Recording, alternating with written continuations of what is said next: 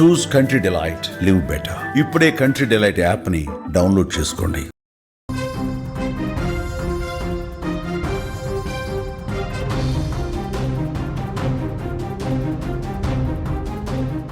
తల్లి అంజలి అంత్యక్రియల్లో పాల్గొన్న చిన్న కూతురు మనస్విని, తల్లికి అంతిమ యాత్ర చేసిన చిన్న కూతురు మనస్విని చెప్పే మాటలు వింటుంటే నిజంగా గుండె తరుక్కుపోతుంది.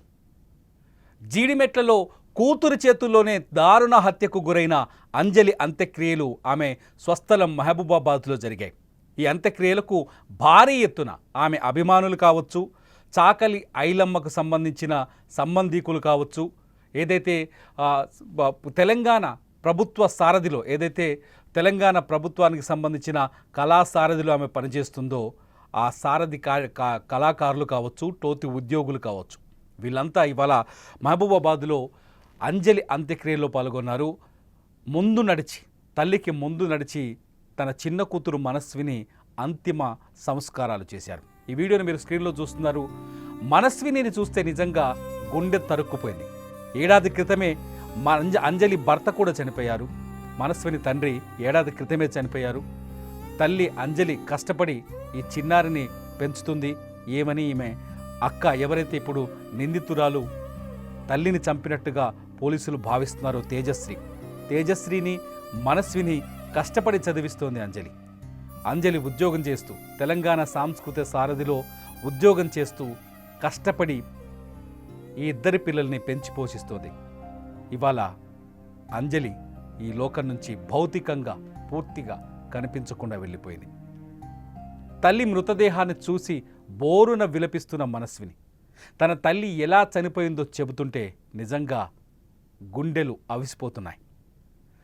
కళ్ళ ముందే సొంత అక్కే ఇంత దారుణానికి పాల్పడుతుందని, ప్రేమ పేరుతో ఒక వ్యక్తికి లొంగిపోయి, శివ అనే ఒక కుర్రాడికి లొంగిపోయి అతన్నే ఆయుధంగా చేసుకొని తన తల్లిని చంపేస్తుందని ఊహించలేకపోయింది మనస్విని చాలా స్పష్టంగా చెప్తోంది, దయచేసి ఈ ప్రభుత్వం ఎప్పటికైనా స్పందించి నా తల్లిని చంపి నన్ను అనాథను చేసి నా జీవితాన్ని రోడ్డు మీద పడేసిన తన అక్కని ఈ హత్యలో పాలు పంచుకున్నట్టుగా అనుమానాలు వ్యక్తం చేస్తున్న శివ అతని తమ్ముణ్ణి కఠినంగా శిక్షించాలని వేడుకుంటోంది.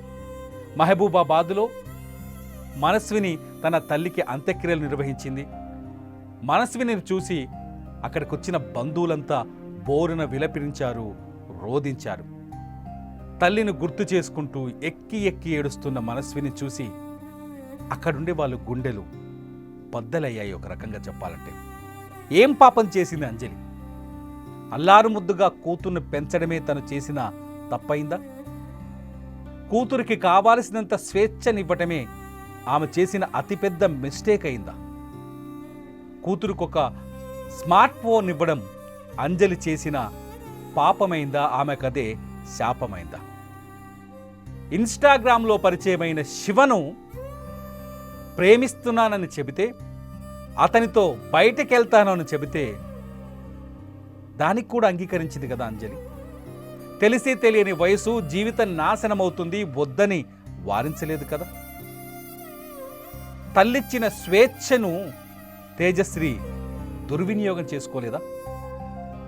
మనస్విని వేస్తున్న ప్రశ్నలు వింటుంటే నిజంగా ఇటువంటి ఆవేదన కలుగుతుంది. తేజశ్రీకి శివ ఉన్నారు. శివ ఫ్యామిలీ ఇప్పుడు అండగా నిలబడింది. శివ తల్లి ఏకంగా అంజలిని చంపడంలో తప్పు లేదు అని మాట్లాడుతోంది. ఇప్పటికీ కూడా ఆమె ఆ మాటలకే కట్టుబడి ఉంది. అటువంటి తల్లిని చంపేయాలంది. ఎందుకు? కని పెంచినందుక. శివను కూడా కని పెంచింది కదా తల్లి. మనస్విని వేస్తున్న ప్రశ్నలు ఇవన్నీ. చిన్న కూతురు మనస్విని, అంజలి చిన్న కూతురు మనస్విని వేస్తున్న ప్రశ్నలు. ఈ ప్రశ్నలకి సమాధానాలు వెతకాలి.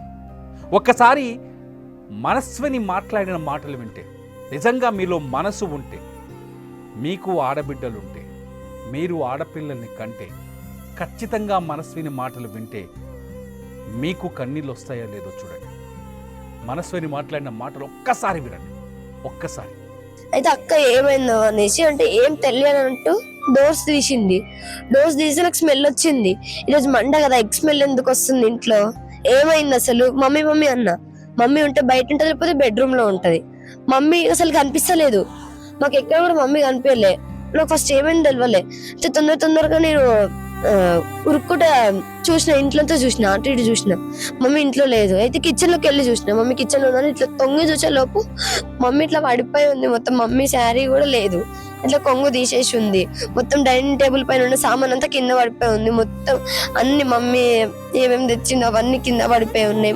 మమ్మీకి ఇక్కడ దెబ్బ తాకింది. రాడ్ తీసుకొని కొట్టాలంటే కొబ్బరికాయ కొట్టడం కోసం మేము దేవుని దగ్గర సుత్తి తెచ్చి పెట్టుకున్నాం, మేక్స్ కొట్టడానికి దానికి అనేసి. ఆ సుత్తి తీసుకొని కొట్టిర్రు, బ్యాక్ సైడ్ కొట్టిర్రు సరిపోద్దేమో అనేసి. ఇక్కడ కొట్టిర్రు, ఇక్కడంతా మమ్మీకి ఇప్పుడు కూడా కనిపిస్తుంది. ఇక్కడ మొత్తం బ్లడ్ వచ్చింది మమ్మీకి. నేను అన్నా, మమ్మీ అక్క వెళ్ళిపోయిందా, నువ్వు ఏమైనా చేసుకున్నావా మమ్మీ అన్నా. మమ్మీ మాట్లాడట్లేదు, మమ్మీ గొంతు రావట్లేదు, వాళ్ళు ఏం చేసారో మమ్మీ మాట్లాడతలేదు. అయితే మమ్మీ చెయ్యి ఇట్లా పడిపోయి ఉంది. మమ్మీ చేతులు ఒక చెయ్యి తీసుకొని ఇట్లా పట్టుకున్నా, మమ్మీ చెయ్యి ఇట్లా పట్టుకున్నా. మమ్మీ ఏమైనా మమ్మని ఇట్లా అంటున్నా. మమ్మీ ఇంకో చెయ్యి తీసుకొచ్చి ఇట్లా పట్టుకుంది నన్ను.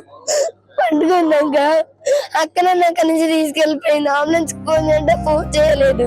మేము 108 కి ఫోన్ చేస్తే వాళ్ళు కట్ చేసి మమ్మీ నన్ను ఇట్లా పట్టుకుంది, ఈ చేతులు పట్టుకుంది మమ్మీ.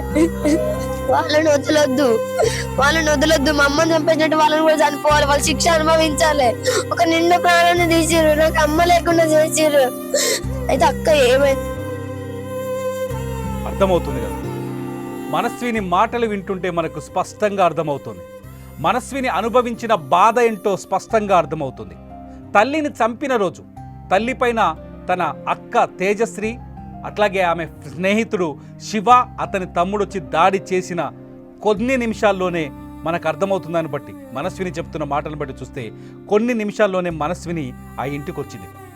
వచ్చి ఇంట్లో కిచెన్లో పడిపోయి ఉన్న తల్లిని చూసి భయపడిపోయింది మనస్విని. అప్పటికే అపస్మారక స్థితిలో అంజలి ఉన్నట్టుగా అర్థమవుతోంది.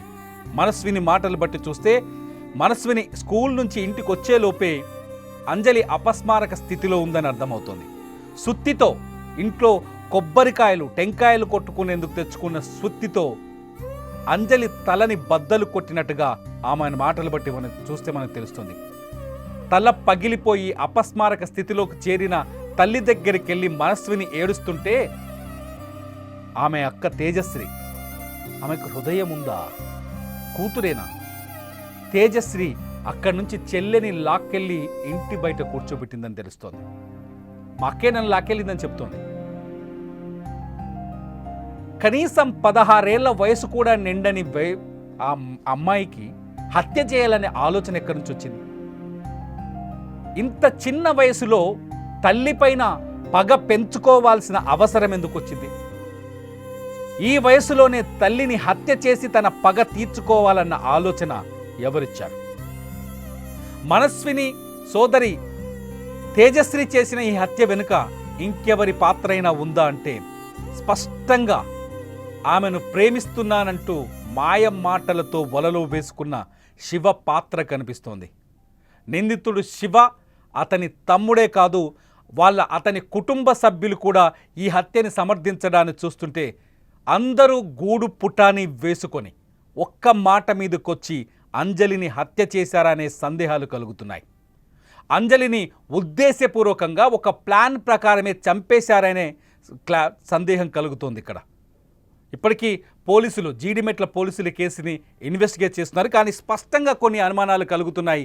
ఈ హత్య వెనుక అంజలి కూతురు తేజశ్రీ ఒక్కతే లేదు, తేజశ్రీకి సహకరించిన శివ, అతని తమ్ముడితో పాటు శివ కుటుంబం కూడా ఉందా ఈ హత్య వెనుక?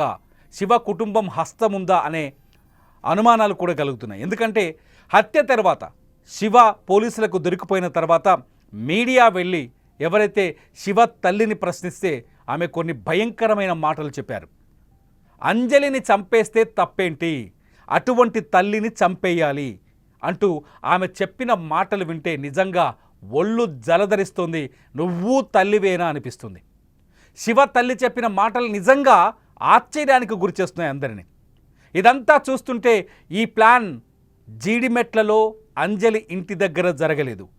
అంజలి కన్న కూతురు ఎవరైతే నిందితురాలు ఉన్నారో తేజశ్రీ మాత్రమే ఈ ప్లాన్ వేయలేదు. ఈ ప్లాన్లో శివ కుటుంబం పూర్తిగా ఇన్వాల్వ్ అయ్యిందేమో అనిపిస్తోంది. ఎందుకంటే చంపాలనే ఆలోచన, కనీసం లోక జ్ఞానం తెలియని ఆ తేజశ్రీకి తల్లిని చంపాలనే ఆలోచనని సృష్టించింది ఎవరు ఆమె మెదడులో? తల్లిని చంపితే నీ కష్టాలు తీరుతాయని ఆమెని మార్చిందెవరు? తల్లిని చంపే ప్లాన్ రూపొందించాలని ఆమెకి చెప్పిందెవరు? ఇవన్నీ చూస్తుంటే స్పష్టంగా అర్థమవుతుంది. ఎందుకంటే శివ ఇన్వాల్వ్మెంట్ లేకుండా ఈ హత్య జరగలేదని అర్థమవుతోంది. మనస్విని కూడా చాలా స్పష్టంగా చెప్తోంది, తన తల్లి హత్య వెనుక అక్క మాత్రమే లేదు, అక్కతో పాటు ఉన్న శివ కూడా ఉన్నాడని. శివ తల్లి మాటలు చూస్తే అర్థమవుతోంది, శివ మాత్రమే లేడు, శివ కుటుంబం కూడా ఇందులో ఉందని. ఉద్దేశపూర్వకంగా ఒక ప్లాన్ వేసుకొని పక్కడిబందీగానే ఈ అంజలిని హత్య చేసినట్టుగా అర్థమవుతోంది.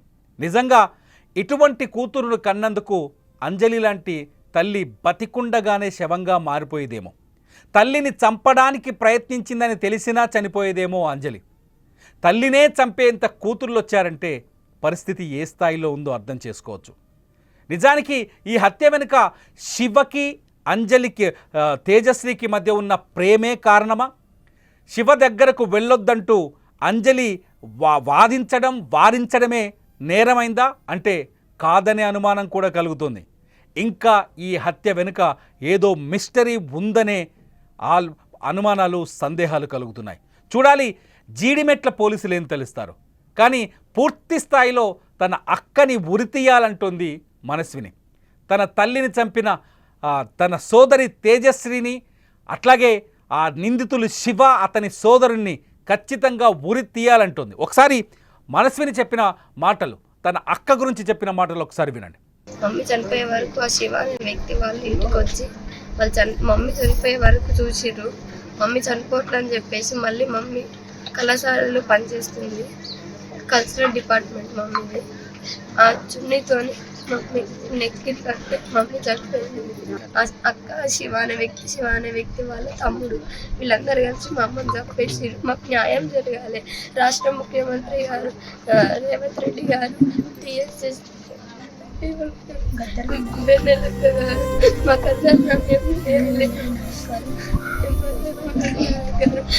న్యాయం జరగాలి. అందరు నాకు అన్యాయం చేసిర్రు. పోలీసు వాళ్ళ కస్టడీ నుంచి ఆయన వదిలి పెట్టేసిర్రు. మొన్న నైట్ ఇంటి పెట్టేస్తే ఆయన వచ్చి బయటకు వచ్చి మమ్మల్ని బెదిరించి కొట్టి చంపేసిర్రు. ఇది న్యాయం కాదు. పోలీసు వాళ్ళకు ఇది న్యాయం కాదు. ఎందుకు వదిలేరాని ఇప్పుడు ఒక నిండా ప్రాణం తీసిర్రు ముగ్గురు కలిసి. ఇప్పుడు నాకు అమ్మని తెచ్చేయాలి, మాకు న్యాయం జరగాలి. మా కుటుంబానికి అందరికీ న్యాయం జరగాలి. మాకు ఇది ఒక్కటే రిక్వెస్ట్. ముఖ్యమంత్రి గారు కూడా కొంచెం మమ్మల్ని చూసి మా బాధ నేనండి. చంపేసిరు మా మమ్మీని.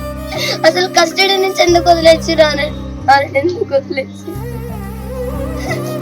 సీతక్క గారు అందరూ కూడా మాకు హెల్ప్ చేయాలి. వాళ్ళని వదలొద్దు, బయటికి మాత్రం వాళ్ళని వదలొద్దు. మనస్విని మాటలు వింటుంటే నిజంగా ఎవరికైనా కన్నీళ్ళు వస్తాయి. మనస్విని మాటలు వింటుంటే ఎవరికైనా దుఃఖం పొంగుకొస్తుంది. మనస్విని ఇప్పుడు అనాథగా మారింది, ఒక్కటిగానే మిగిలిపోయింది.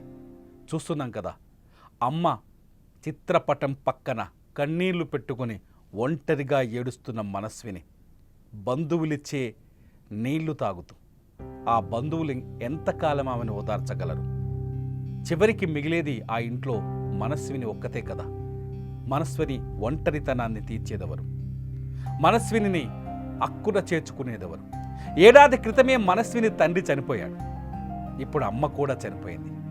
అక్కని నమ్మలేని స్థితికి చేరింది మనస్విని. అడ్డు తొలగించడానికి చెల్లెల్ని కూడా చంపుతుందేమో తేజశ్రీ. ఇప్పుడు అదే అందరికీ కలుగుతున్న అనుమానం.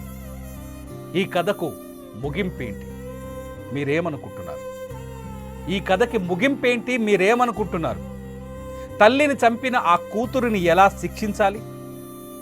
చెల్లిని అనాథగా మార్చిన ఆ అక్కని ఎలా శిక్షించాలి? చంపడం మంచిదే అంటున్న శివ తల్లిదండ్రులను ఎలా శిక్షించాలి? మీరేమనుకుంటున్నారు ఈ వీడియో కింద కామెంట్ చేయండి. చూస్తూనే ఉండండి సుమన్ టీవీ.